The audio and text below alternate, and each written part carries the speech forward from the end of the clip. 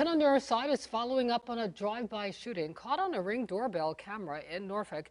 The man who shared the video with us and police counted 17 shots fired.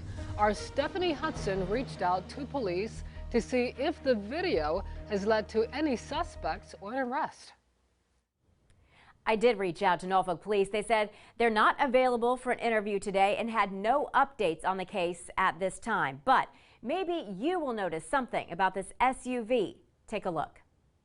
Friday evening, 5 o'clock sharp. The sun is out, making it easy to see this gray SUV, window down and shots fired. Armando Silva counted 17 shots fired at his house on West 34th Street and Newport Avenue in the Park Place neighborhood.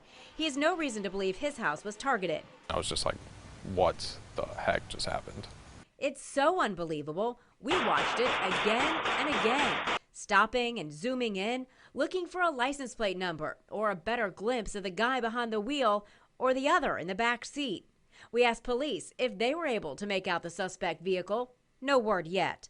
Other neighbors, also in disbelief, told us today they had no idea this happened on their block until they saw it on Wavy News 10. This neighborhood has been undergoing a revitalization over the past decade or so, and seeing this. My tire was flat. There's another hole in the front bumper. I was just like, well, that sucks.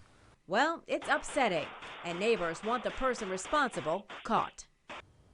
If you'd like to take a look at this video again, we posted it on wavy.com. If you have any information that might help police, call the crime line or use the P3 Tips app.